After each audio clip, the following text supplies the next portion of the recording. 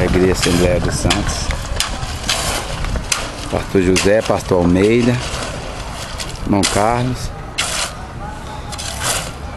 Se quiser trazer uma carrinho de pedra lá agora?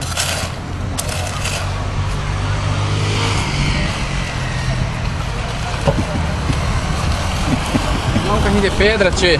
Amém. É para outubro.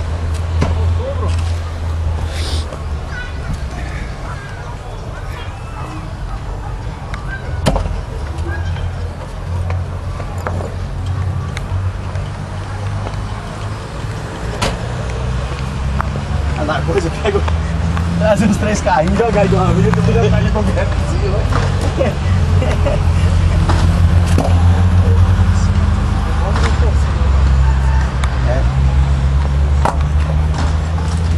Só vitória.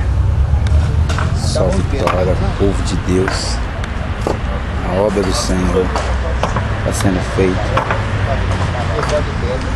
Em nome de Jesus, a construção do templo já deu início. Beneviana, Igreja Assembleia dos Santos, Beneviana, inicia-se a construção do templo. A glória de Deus. Glorificado seja o nome do Senhor. Não é bom não, Vasco? Não? Jogar água, o cimento desce tudo pra terra. Não, só molhar. Só dar uma olhadinha. Ah, molhar um pouquinho só, né? Vamos ganhar lá. Ah, pode botar aqui agora, ô. Tá bom, essas duas maçãs para nós.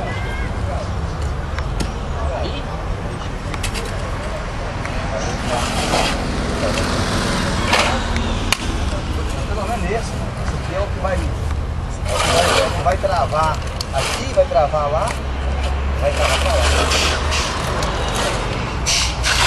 A mesma coisa quando você faz uma cerca. Primeiro que você põe na cerca é o bolão.